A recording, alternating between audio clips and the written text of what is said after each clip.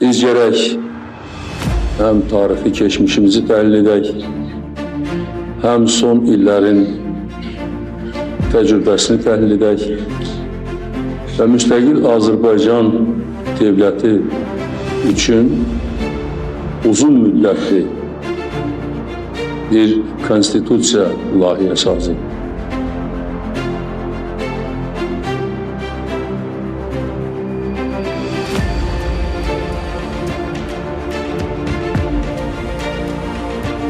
Azərbaycan xalqı əsrlər boyu böyük mərhələlərdən keçib, nəhayət öz dövlət müstəqilliyinə nail olub, milli azadlığına nail olub və ilk dəfədir ki, sərbəst, müstəqil, heç bir mərkəzdən, heç bir dairədən asılı olmayaraq, özü öz taleyinin sahibi olaraq öz konstitusiyasını yaradır.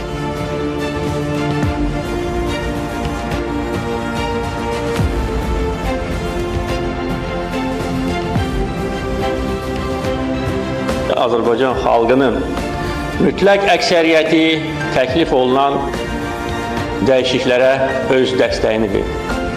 Bu da əslində bizim siyasətimizə növbəti dəfə xalq tərəfindən verilən böyük dəstəkdir.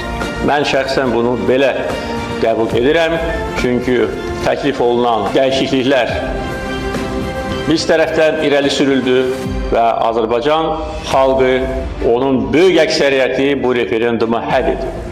Bu əlbəttə ki, bizə əlavə güc verir.